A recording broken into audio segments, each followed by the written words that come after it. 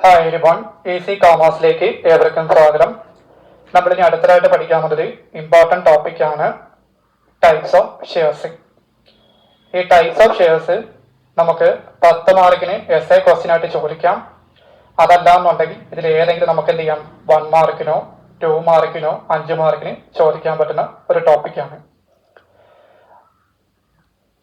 Types of shares ഏതൊക്കെയെന്ന് വെച്ചാൽ പ്രധാനമായിട്ടും 3ആയിട്ടാണ് ഡിവൈഡ് ചെയ്തിരിക്കുന്നത്. ഒന്നെന്ന് പറഞ്ഞത് ഈക്വിറ്റി ഷെയർസും, രണ്ടെന്ന് പറഞ്ഞത് DVR, മൂന്നെന്ന് പറഞ്ഞത് പ്രിഫറൻസ് ഷെയർസ്. ഷെയർ എന്താ നമ്മൾ ഓൾറെഡി പഠിച്ചിട്ടുണ്ടായിരുന്നു കഴിഞ്ഞ വീഡിയോയിൽ. അപ്പോൾ ആ ഷെയറിന്റെ പ്രധാന ക്ലാസിഫിക്കേഷൻ ആണ് ഈ 3 എന്തൊക്കെയാ പറഞ്ഞത്? 1 equity shares, 2 DVR, 3 preference shares. എന്താണ് DVR എന്ന് പറഞ്ഞാൽ? DVR എന്ന് പറഞ്ഞാൽ ഡിഫറൻഷ്യൽ വോട്ടിംഗ് റൈറ്റ്. ഇത് നമുക്ക് ഓരോന്നോരോന്ന് എന്താണ് നോക്കാം. അതില് നമ്മൾ ആദ്യം പറയാൻ പോകുന്നത് ഈക്വിറ്റി ഷെയർസിനെ കുറിച്ചാണ്. എന്താണ് ഈക്വിറ്റി ഷെയർസ് എന്ന് പറഞ്ഞാൽ? ഈക്വിറ്റി ഷെയർസ് എന്ന് പറഞ്ഞാൽ it represent true ownership in a company and are commonly referred to as ordinary shares. It represents true ownership in a company and are commonly referred to as ordinary shares. അതായത് കമ്പനിയുടെ യഥാർത്ഥ, അതായത് ശരിയായിട്ടുള്ള ഉടമസ്ഥ അവകാശത്തെ, അതാണ് ownership എന്ന് പറയുന്നത്. കമ്പനിയുടെ യഥാർത്ഥ ഉടമസ്ഥ അവകാശത്തെ റെപ്രസെന്റ് ചെയ്യുന്ന ഷെയറുകളാണ് ഈക്വിറ്റി ഷെയറുകൾ അഥവാ ഓർഡിനറി ഷെയർ. അപ്പൊ ഈക്വിറ്റി ഷെയറിന്റെ വേറെ പേര് എന്താണ്? ഓർഡിനറി ഷെയർ എന്നാണ് വിളിക്കുന്നത്. മനസ്സിലായോ? അപ്പൊ എന്താണ് ഈക്വിറ്റി ഷെയർ? 1 മാർക്ക് ശേഷം നിങ്ങൾ എഴുതിക്കും. It represent true ownership in a company and are commonly referred to as ordinary shares. കമ്പനിയുടെ യഥാർത്ഥ ഉടമസ്ഥാവകാശത്തെ റെപ്രസെന്റ് ചെയ്യുന്ന ഷെയറുകളാണ് ഈക്വിറ്റി ഷെയറുകൾ അഥവാ ഓർഡിനറി ഷെയർ. ഓക്കെ, ഇനി 2 മാർക്കിന് ചോദിക്കുകയാണെങ്കിൽ ബാക്കി സെന്റൻസും കൂടെ ചേർക്കണം. അപ്പൊ അതെന്താ നോക്കാം. As the real owners shareholders possess. എന്താണ് ഈ പൊസസിന്റെ അർത്ഥം? കൈവശാവകാശം. നമ്മൾ കൺസൈൻമെന്റ് പഠിച്ചിട്ടുണ്ടായിരുന്നു, ഓർമ്മയുണ്ടല്ലോ? കഴിഞ്ഞ സെമില് കൺസൈൻമെന്റിനകത്ത് പൊസസർ എന്നൊരു വാക്ക് നമ്മൾ പഠിച്ചിട്ടുണ്ടായിരുന്നു. അതിനുള്ള പേരാണ് കൈവശാവകാശം എന്ന് പറയും. അപ്പൊ എന്താ പറഞ്ഞിരിക്കുന്ന? As the real owner shareholders possesses voting rights that provide them with controlling power within the organisation.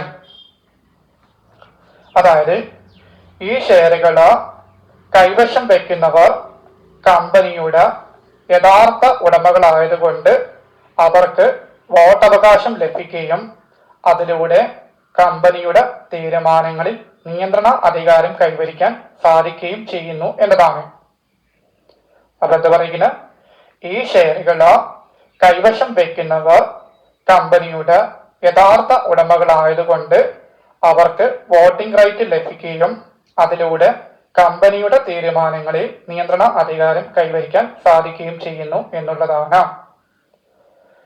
അതുപോലെ തന്നെ while they are entitled to a share of the profit, these dividends are not fixed and fluctuate based on the company's performance. എന്താ പറഞ്ഞിരിക്കുന്ന? while they are entitled to a share of the profit, these dividends are not fixed and fluctuate based on the company's performance. എന്താ പറഞ്ഞിരിക്കുന്ന? Equity share ഉടമകൾക്ക് ഡിവിഡൻഡിന് അർഹത ഉണ്ടെങ്കിലും അത് ഒരു നിശ്ചിത എമൗണ്ട് ആയിരിക്കില്ല. മറിച്ച് കമ്പനി ഉണ്ടാകുന്ന പ്രോഫിറ്റിന്റെ അളവിനനുസരിച്ച് ഡിവിഡൻഡ് എമൗണ്ടിൽ മാറ്റങ്ങൾ വന്നുകൊണ്ടിരിക്കാം. എന്താണ് ഈ ഫ്ലക്ച്വേഷന്റെ അർത്ഥം? മാറ്റം അല്ലെങ്കിൽ ചേഞ്ച്. എന്താണ് ഈ ഡിവിഡൻഡ് എന്ന് പറഞ്ഞാൽ? ഡിവിഡൻഡ് എന്ന് പറയുമ്പോൾ കമ്പനിയുടെ ലാഭത്തിൽ നിന്ന് ഷെയർ ഹോൾഡേഴ്സിന് നൽകുന്ന ഒരു പങ്കാണ് എന്തെന്ന് പറയുന്നത്? ഡിവിഡൻഡ് എന്ന് പറയുന്നത്. അപ്പൊ ഈ സെന്റൻസ് അർത്ഥം മനസ്സിലാലോ? അപ്പൊ എന്താ പറഞ്ഞിരിക്കുന്ന? ഈക്വിറ്റി ഷെയർ ഉടമകൾക്ക് ഡിവിഡന്റിന് അർഹത ഉണ്ടെങ്കിലും അത് ഒരു നിശ്ചിത എമൗണ്ട് ആയിരിക്കില്ല.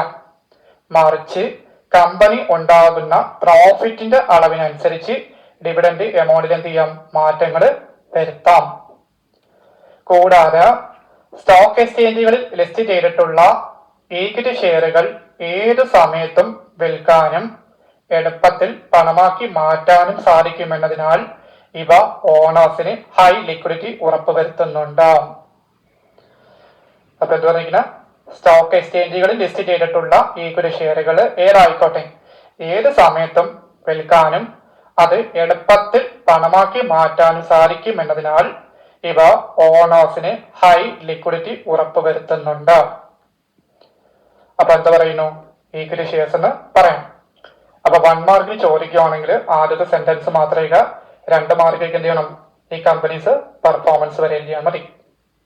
ഓക്കെ,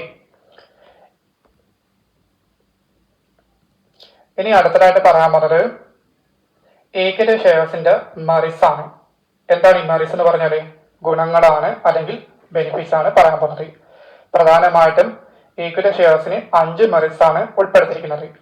ഒന്നെന്ന് പറയുന്നത് വോട്ടിംഗ് പവർ, 2 എന്ന് പറയുന്നത് റെസിഡൽ ക്ലെയിമ, 3 എന്ന് പറയുന്നത് ഹൈ റിട്ടേൺ പൊട്ടൻഷ്യൽ, 4 എന്ന് പറയുന്നത് റെഡി മാർക്കറ്റ്, 5 എന്ന് പറയുന്നത് ക്യാപിറ്റൽ ഗെയിൻസ്. ഇത് നമുക്ക് ഓരോന്ന് എന്താണെന്ന് ചോദിക്കാം. ഇത് 5 മാർക്കിൽ ചോദിക്കുവാണെങ്കിൽ നിങ്ങൾ എന്ത് ചെയ്യണം, ഈക്വിറ്റി ഷെയറിന്റെ ആദ്യത്തെ സെന്റൻസ് ഉണ്ടോ ആ മീനിങ് എഴുതുക. എന്നിട്ട് വേണം എന്ത് ചെയ്യാൻ, ഈ മെറിറ്റ്സ് ഓഫ് ഈക്വിറ്റി ഷെയർസ് എന്ത് ചെയ്യാൻ, എക്സ്പ്ലെയിൻ ചെയ്യാൻ. ഓക്കെ, നിങ്ങൾ എക്സാമിന് എഴുതുമ്പോൾ ആദ്യം നിങ്ങൾ എന്ത് ചെയ്യണം, ഈ മെറിറ്റ്സിന് ലിസ്റ്റ് ഔട്ട് ചെയ്യണം. ഫോർ എക്സാമ്പിൾ ഞാൻ പറയാം, what is mean by equity shares and is explained merits of equity shares. അപ്പൊ ഇങ്ങനെ ചോദിക്കാൻ നിങ്ങൾ എന്ത് ചെയ്യണം, ആദ്യം ഈക്വിറ്റി ഷെയറിന്റെ മീനിങ് എന്താണ് 1 സെന്റൻസ് ചെയ്യണം. എന്നിട്ട് അതിന്റെ താഴെ എന്ത് ചെയ്യണം, മെറിറ്റ്സ് ഓഫ് ഈക്വിറ്റി ഷെയർസ് പറഞ്ഞ് ഹെഡിങ് എഴുതിയിട്ട് ഈ പറഞ്ഞ 5 പോയിന്റ് കേട്ടോ. അപ്പൊ നിങ്ങൾ എന്ത് ചെയ്യണം, അതൊന്ന് ലിസ്റ്റ് ഔട്ട് ചെയ്യണം. എന്നിട്ട് വേണം ഓരോ പോയിന്റിനെയും എക്സ്പ്ലെയിൻ ചെയ്ത് പോകാൻ. അപ്പൊ ടീച്ചർമാർക്ക് പേപ്പർ ഒക്കെ എന്തായിരിക്കും, എളുപ്പമായിരിക്കും. ഓക്കെ, ഇത് നിങ്ങളുടെ ടെക്സ്റ്റിൽ കിടക്കുന്ന പോയിന്റ് ആണ്, പക്ഷെ അത് ബുള്ളറ്റ് പോയിന്റ് ആയിട്ടാണ് ടെക്സ്റ്റ് കിടക്കുന്നത്. അതൊരു വലിയൊരു സെന്റൻസ് ആയിട്ട് കിടക്കുക. അത് ഷോർട്ട് ആക്കിയാണ് ഇങ്ങനെ കൊടുത്തിരിക്കുന്നത്. അപ്പൊ നിങ്ങൾക്ക് പെട്ടെന്ന് അണ്ടർസ്റ്റാൻഡ് ചെയ്യാൻ പറ്റും. ഓക്കെ, അപ്പൊ നമുക്ക് നോക്കാം എന്താണ് ഈ വോട്ടിംഗ് പവർ എന്ന് പറഞ്ഞാല്. വോട്ടിംഗ് പവർ എന്ന് പറഞ്ഞാല് വോട്ടിംഗ് അവകാശമാണ്. പവർ മീൻസ് അവകാശം. അപ്പൊ നമുക്ക് നോക്കാം, equity shareholders have voting rights allowing them to take part in important company decisions. അപ്പൊ എന്താണ് വോട്ടിംഗ് പവർ എന്ന് പറഞ്ഞാൽ, equity shareholders have voting rights allowing them to take part in important company decisions. അതായത് equity share ഹോൾഡർമാർക്ക് കമ്പനിയുടെ തീരുമാനങ്ങളിൽ പങ്കെടുക്കാൻ voting അവകാശമുണ്ട്. അപ്പൊ ഇവിടെ ഏത് ഷെയർ ഹോൾഡർമാരെ കുറിച്ച് ചെയ്യുന്നത്, ഈക്വിറ്റി ഷെയർ ഹോൾഡർമാരാണ് അല്ലെ. അപ്പൊ ഈക്വിറ്റി ഷെയർ ഹോൾഡർമാർക്ക് കമ്പനിയുടെ തീരുമാനങ്ങളിൽ പങ്കെടുക്കാൻ എന്തുണ്ട്, വോട്ടിംഗ് അവകാശമുണ്ട്, വോട്ടിംഗ് റൈറ്റ് ഉണ്ട്. പവറിന്റെ വേർപേരാണ് റൈറ്റ് എന്ന് പറയുന്നത്. ഓക്കെ, ഇനി രണ്ടാമത്തെ പോയിന്റ് ആണ് റെസിഡൽ ക്ലെയിം. എന്താണ് റെസിഡൽ ക്ലെയിം എന്ന് പറഞ്ഞാല്, ശേഷിക്കുന്ന അവകാശം. ക്ലെയിമിൻസ് എന്ന് പറഞ്ഞാൽ റൈറ്റ്, പവർ, ഈ പല പേരുകളിൽ അറിയപ്പെടും. അപ്പൊ എന്താണ് റെസിഡൽ ക്ലെയിം എന്ന് പറഞ്ഞാൽ, ഈ രണ്ടാമത്തെ പോയിന്റ് നിങ്ങൾ ചെയ്യണം, നല്ലപോലെ മനസ്സിലാക്കി വെക്കണം. ഇത് മനസ്സിലായെങ്കിൽ മാത്രമേ ഇനിയുള്ള ചിലയിടത്ത് ഈ വാക്കുകൾ വരുന്നുണ്ട്. അപ്പൊ എന്ത് ചെയ്യണം, പെട്ടെന്ന് അണ്ടർസ്റ്റാൻഡ് ചെയ്യണം. ഓക്കെ, അപ്പൊ എന്താണ് റെസിഡൽ ക്ലെയിം എന്ന് പറഞ്ഞാല്, they are real owners and get the remaining profits or asset after all other claims are settled.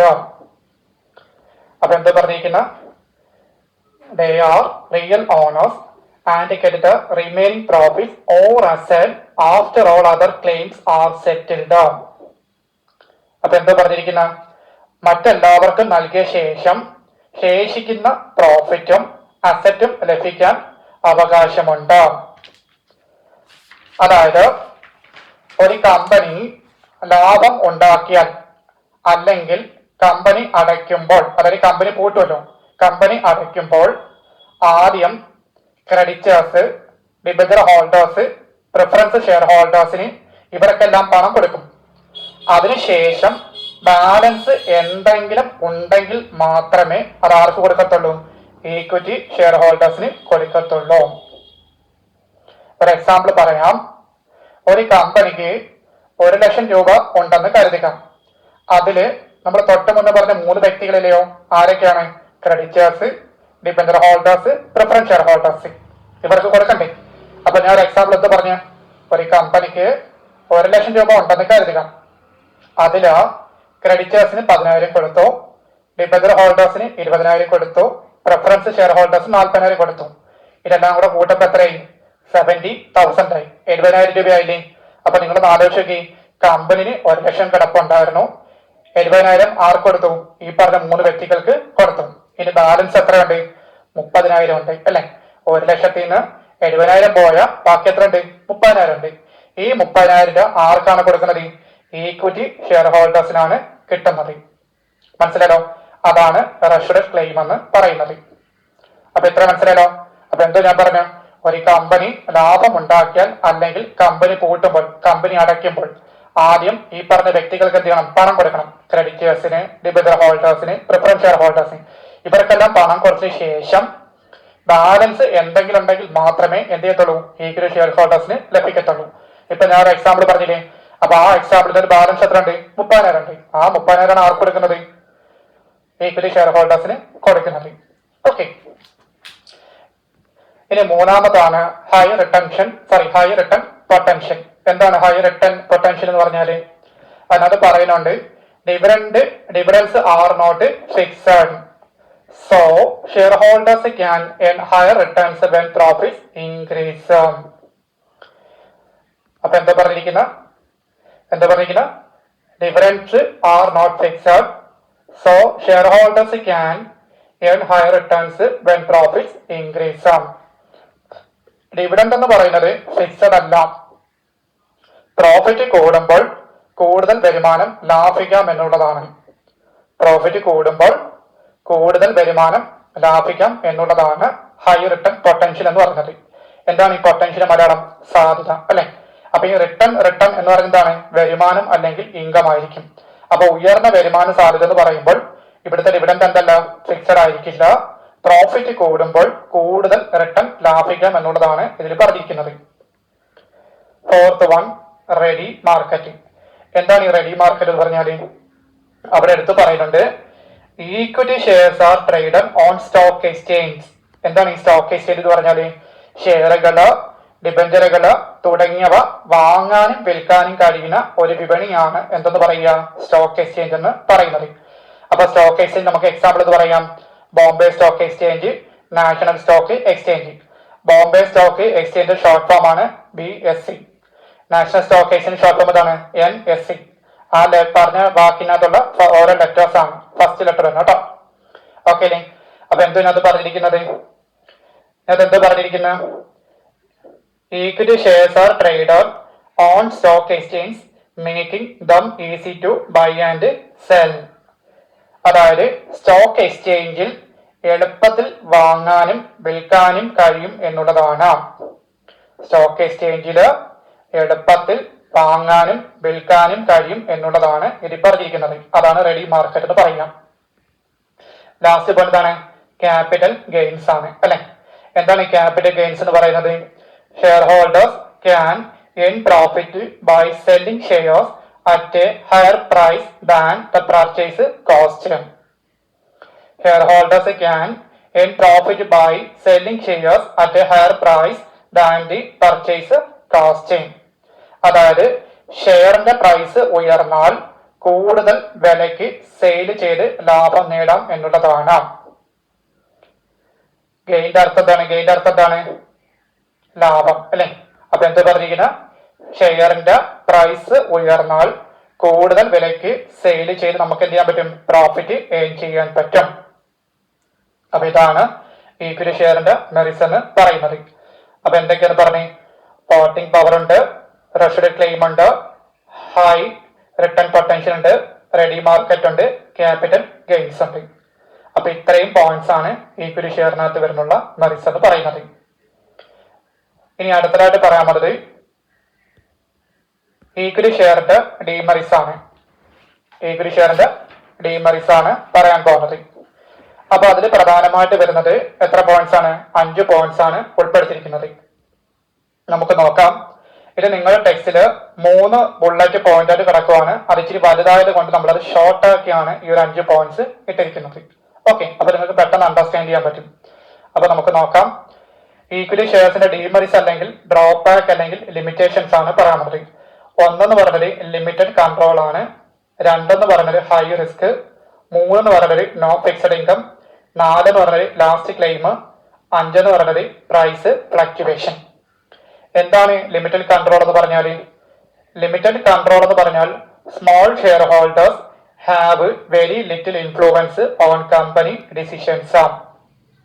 അതായത് ചെറിയ ഷെയർ ഹോൾഡേഴ്സിന് കമ്പനിയുടെ തീരുമാനങ്ങളിൽ അധിക സ്വാധീനം ഇല്ല എന്നുള്ളതാണ്. ചെറിയ ഷെയർ ഹോൾഡേഴ്സിന് കമ്പനിയുടെ തീരുമാനങ്ങളിൽ അധിക സ്വാധീനം ഇല്ല എന്നുള്ളതാണ്.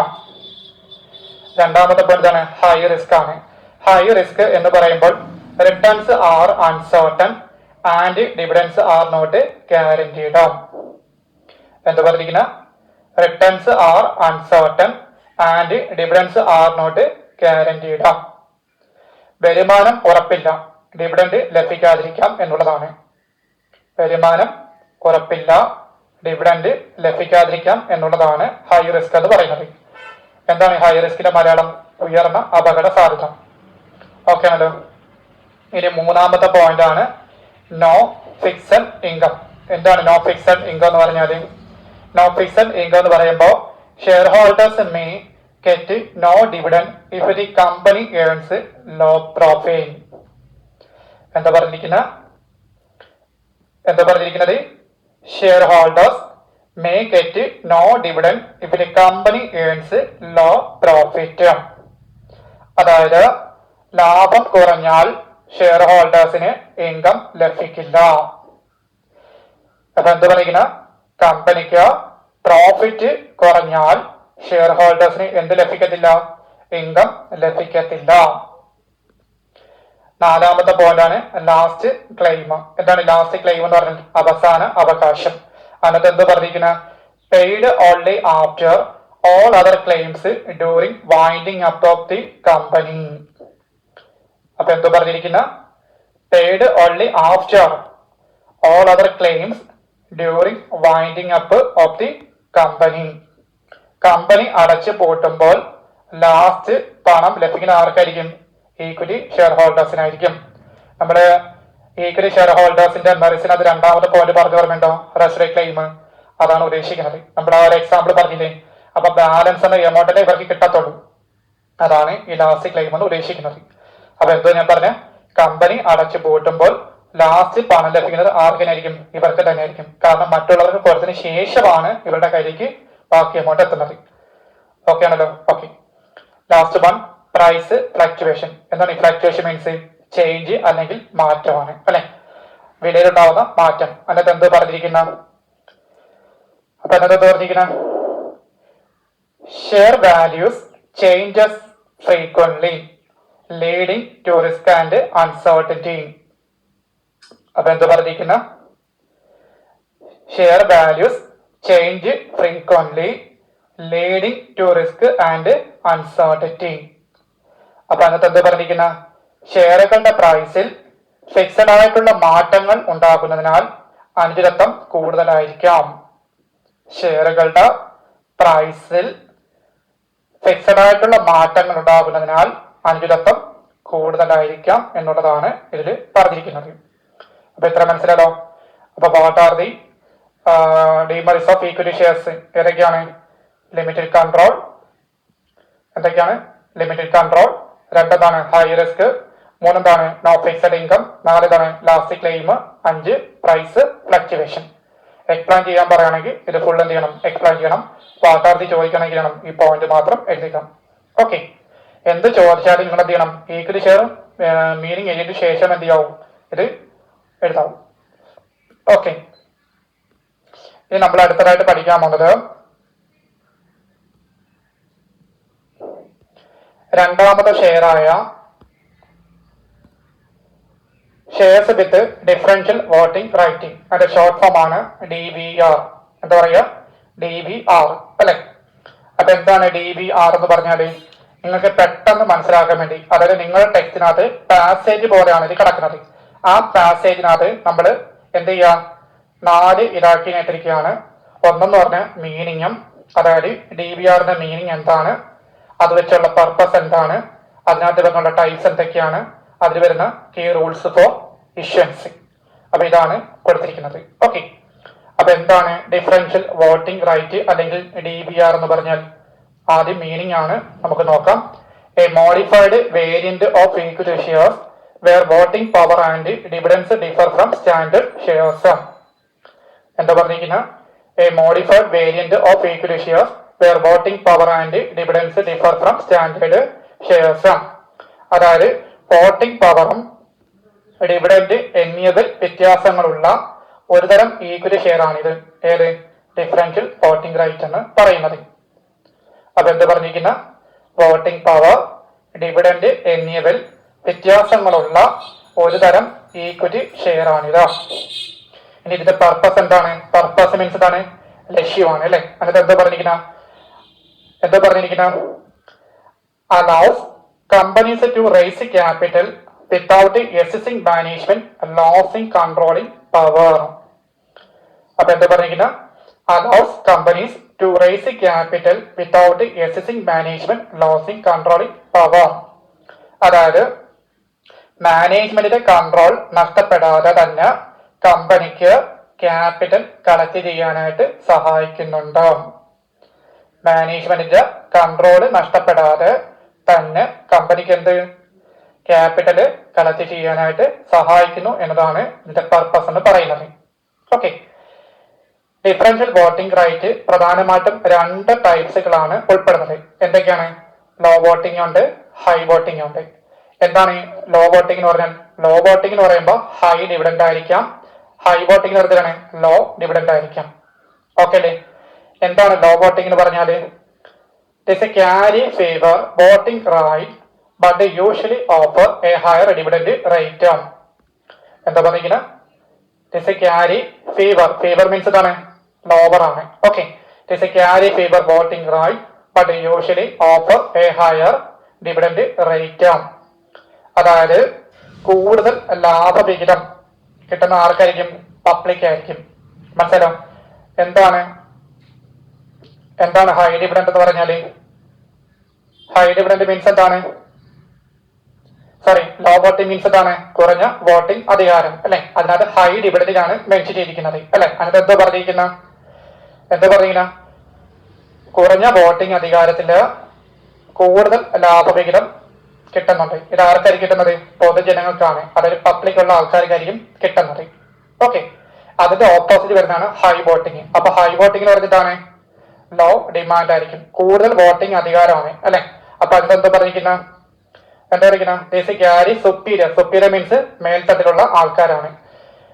Carry superior voting right but may offer a lower dividend rate typically issued to promoter and directors. അതായത് കുറഞ്ഞ ലാഭവിഹിതം ആർക്കായിരിക്കും കിട്ടുന്നത്? പ്രൊമോട്ടർമാർക്കും ഡയറക്ടർമാർക്കായിരിക്കും കൊടുക്കുന്നത്. ഓക്കെല്ലോ? അപ്പൊ ഒറ്റ വാക്കുള്ളൂ, ലോ വോട്ടിംഗ് എന്ന് പറയുന്നത് എന്താണ്? ഹൈ ഡിവിഡൻഡ് ആയിരിക്കണം. ഹൈ വോട്ടിംഗ് മീൻസ് എന്താണ്? ലോ ഡിവിഡൻഡ് ആയിരിക്കണം. അത് പറയാനുള്ള കാരണമാണ് ഞാൻ ഇപ്പൊ പറഞ്ഞത്. മനസ്സിലോ? അപ്പൊ ലോ വോട്ടിംഗ് ആർക്കാ കിട്ടുന്നത്? പബ്ലിക് ആയിരിക്കും. ഓക്കെ, പൊതുജനങ്ങൾക്കാണ് കിട്ടുന്നത്. ഹൈ വോട്ടിംഗ് ആർക്ക് കിട്ടുന്നത്? പ്രൊമോട്ടർമാർക്കും ഡയറക്ടർമാർക്കായിരിക്കും കിട്ടുന്നത്.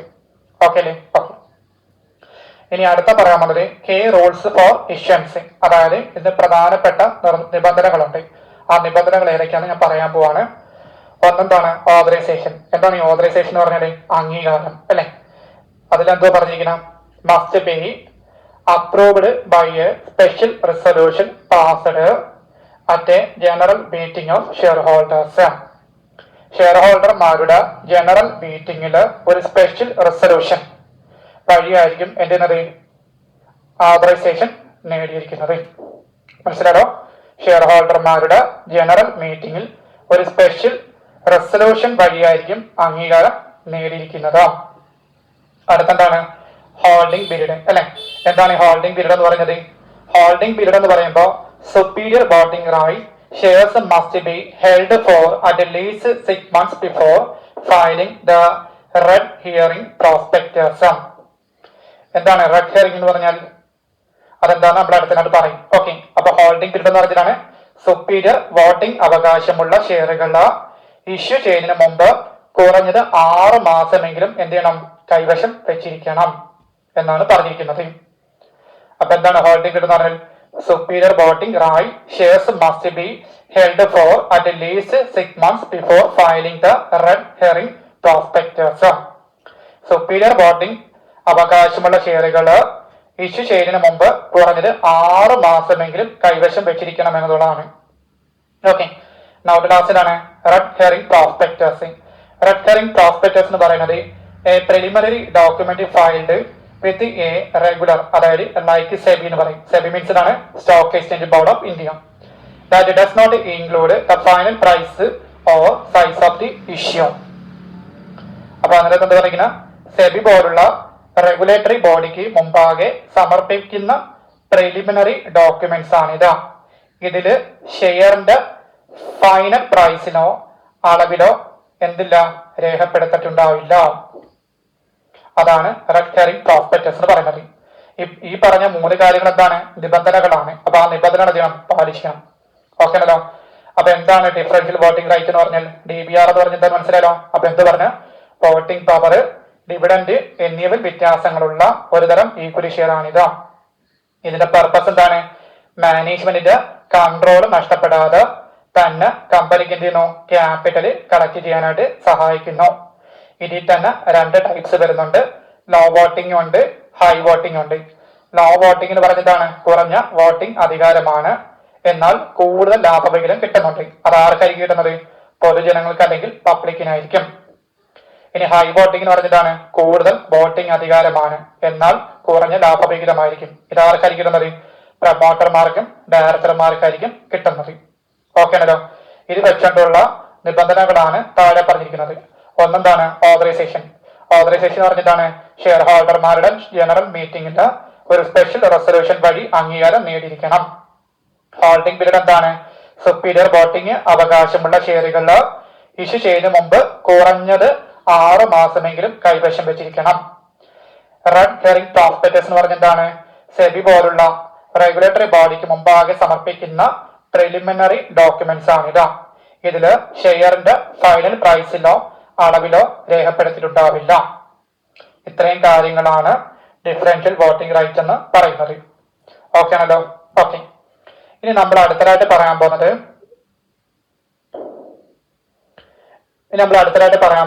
എന്താണ്? 3ാമത്തെ ഷെയർ ആയ പ്രിഫറൻസ് ഷെയർസ് ആണ്. എന്താണ് പ്രിഫറൻസ് ഷെയർസ് എന്ന് പറഞ്ഞാല്? പ്രിഫറൻസ് ഷെയർസ് എന്ന് പറയുന്നത് preference shares are a category of shares that grant owners specific preferences over equity shareholders. അപ്പൊ എന്താ പറഞ്ഞിരിക്കുന്ന? Preference shares are a category of shares that grant owners specific preferences over equity shareholders. അതായത് ഇന്ത്യയിലെ കമ്പനികൾ പുറത്തിറക്കുന്ന ഒരു ഒരു സ്പെഷ്യൽ ആയിട്ടുള്ള കാറ്റഗറി ഷെയറുകളാണിവ. ഈക്വിറ്റി ഷെയർ ഹോൾഡർമാരെക്കാൾ പ്രധാനമായിട്ടും 4 മുൻഗണനാ ക്രമത്തിലാണ് ഇവർക്ക് ലഭിക്കുന്നത്. അപ്പൊ ആ 4 ക്രമങ്ങൾ എന്തൊക്കെ നോക്കി? Dividend priority, capital repayment, fixed income and voting right. മനസ്സിലായോ?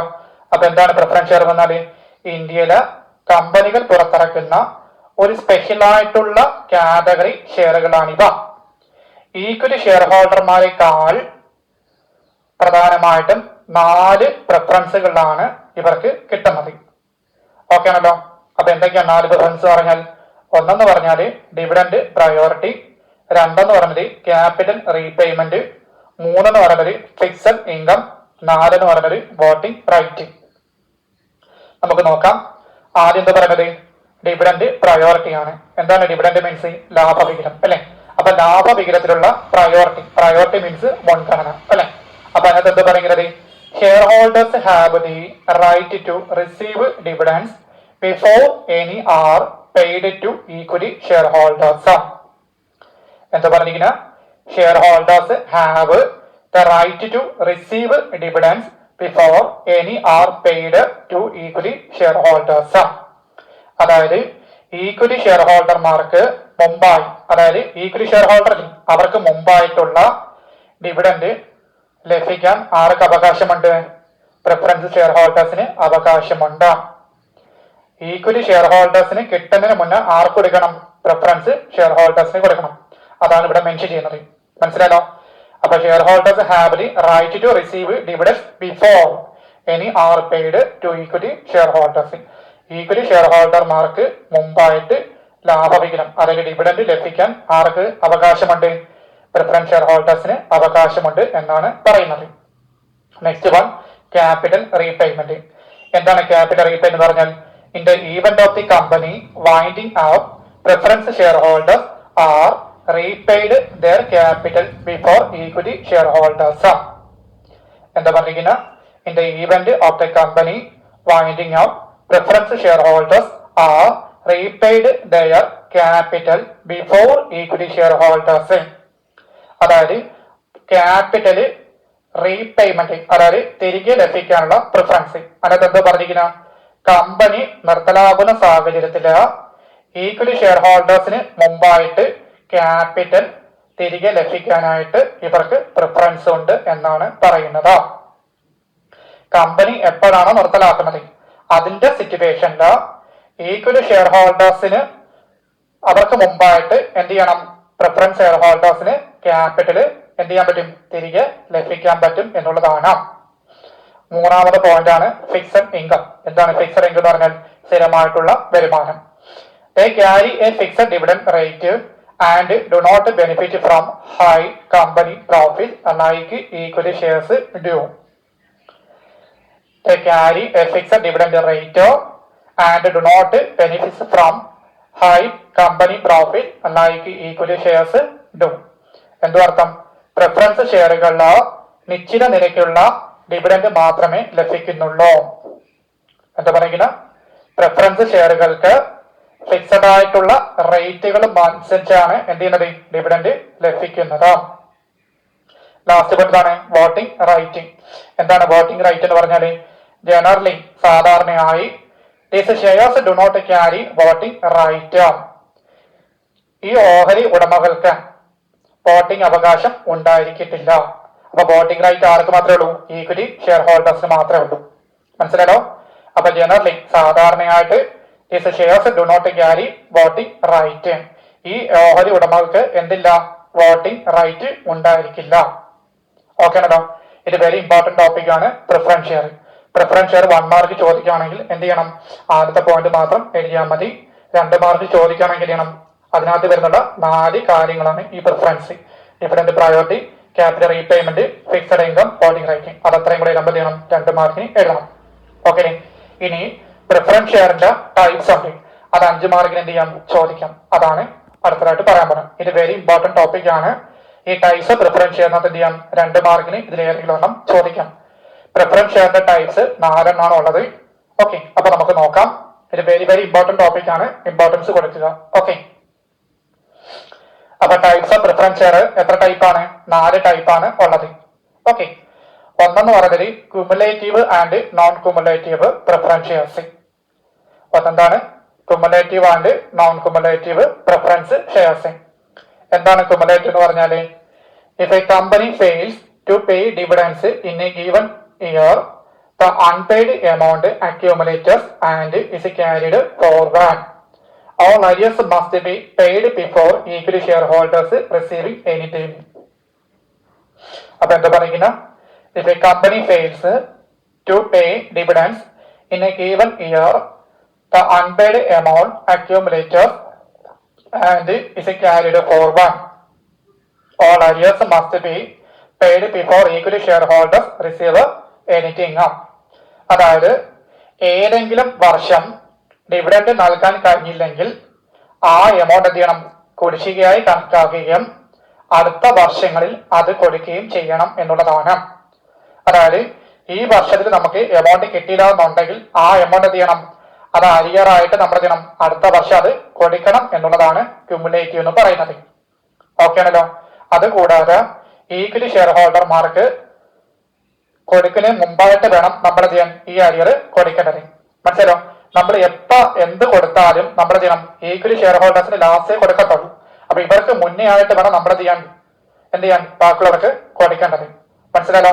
അപ്പൊ ഒരിക്കൽ കൂടി പറയാം, ഏതെങ്കിലും വർഷത്തില് ഡിവിഡൻഡ് കൊടുക്കാൻ പറ്റില്ല എന്നുണ്ടെങ്കിൽ ആ കൊടുക്കേണ്ട എമൗണ്ട് ചെയ്യണം അരിയർ ആയിട്ട് നമ്മൾ അടുത്ത വർഷം കൊടുക്കണം. മനസ്സിലായോ?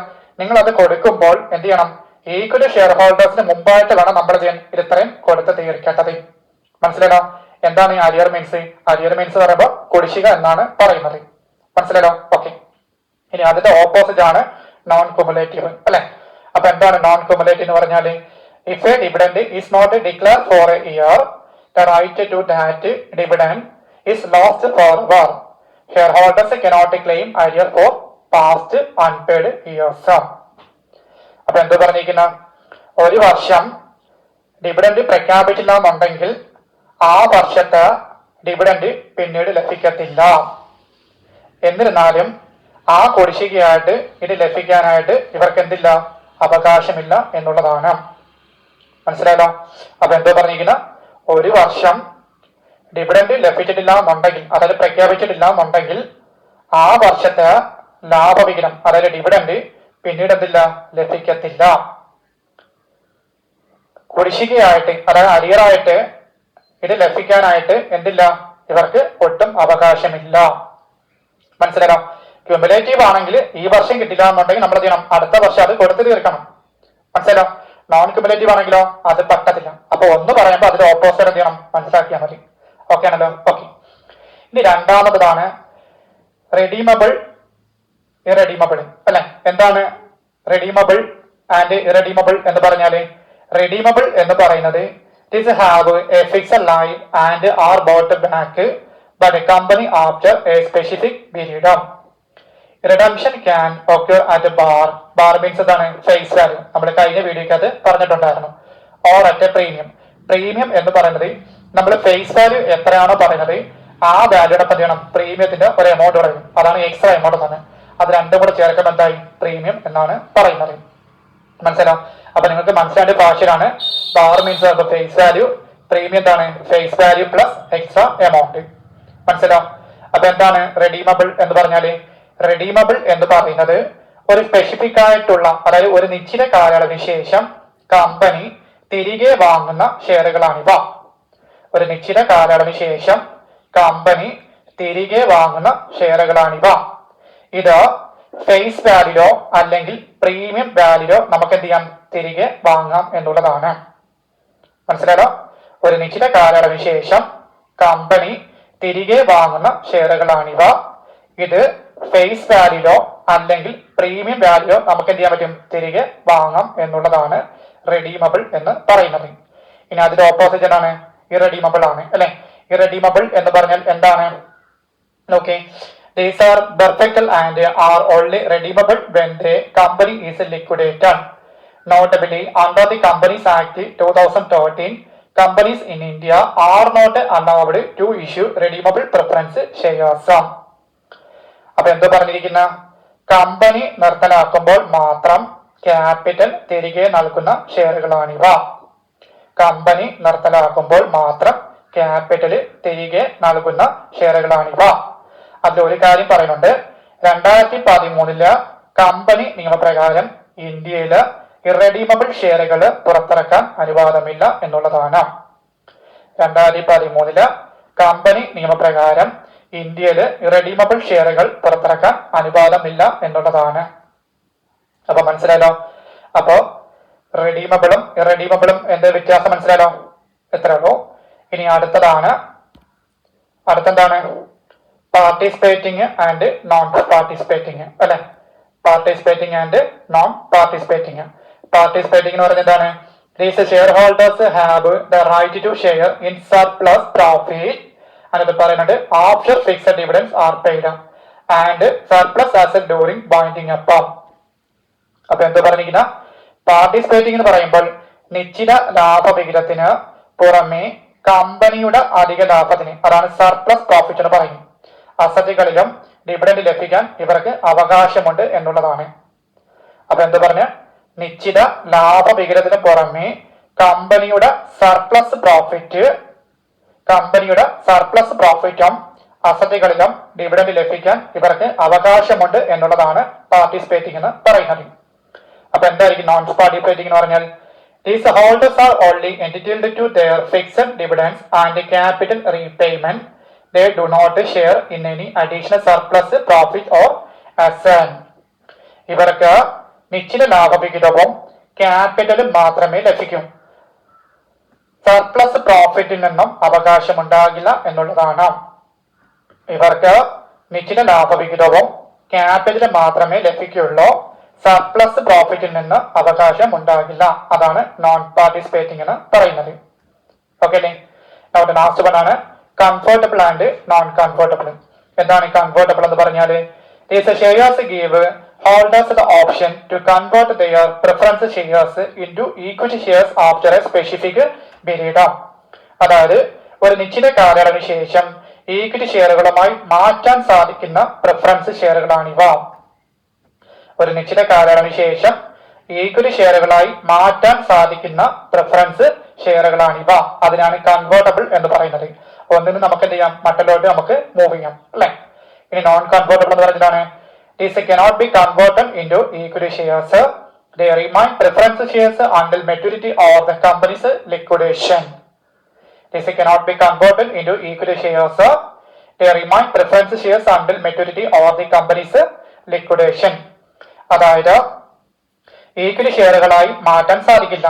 കാലാവധി കഴിയുന്നത് വരെ അല്ലെങ്കിൽ കമ്പനി നിർത്തലാകുന്നത് വരെ ഇവ പ്രിഫറൻസ് ഷെയറുകളുമായി തന്നെ എന്ത് ചെയ്യാം, തുടരേണ്ടി വരും.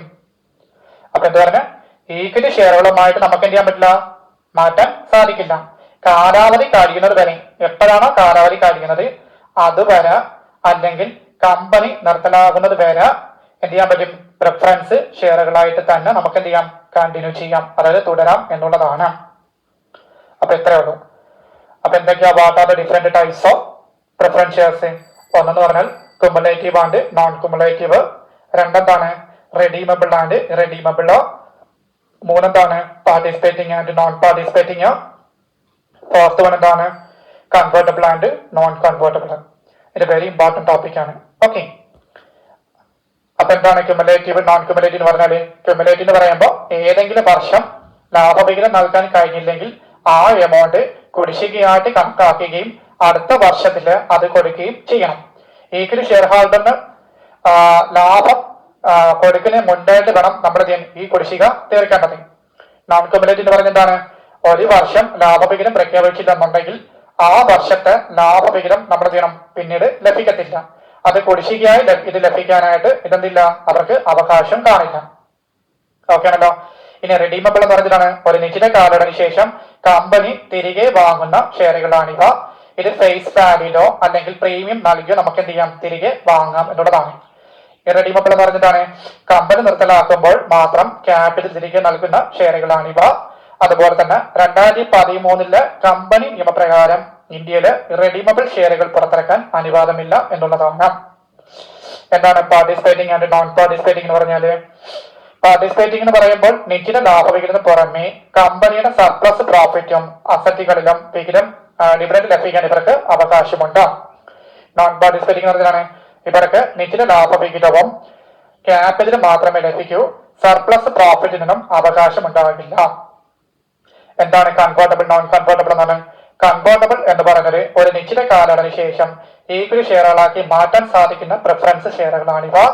നോൺ കൺവേർട്ടബിൾ എന്ന് പറഞ്ഞാൽ ഈക്വിറ്റി ഷെയറുകളാക്കി മാറ്റാൻ സാധിക്കില്ല, പക്ഷേ കാലാവധി കഴിയുന്നത് വരെ അല്ലെങ്കിൽ കമ്പനി നിർത്തലാകുന്നത് വരെ ഇവ പ്രിഫറൻസ് ഷെയറുകളാക്കി തന്നെ നമുക്ക് എന്ത് ചെയ്യാം, കണ്ടിന്യൂ ചെയ്യാം എന്നുള്ളതാണ്. ഇത്രയാണ്, മനസ്സിലായോ? ഓക്കെ, അപ്പൊ വളരെ ഡിഫറെന്റ് ഓഫ് ഷെയർസ് ഏതൊക്കെയാണ്? Equity shares, DBR and preference shares. എന്താണ് DBR means? Differential voting right. Okay.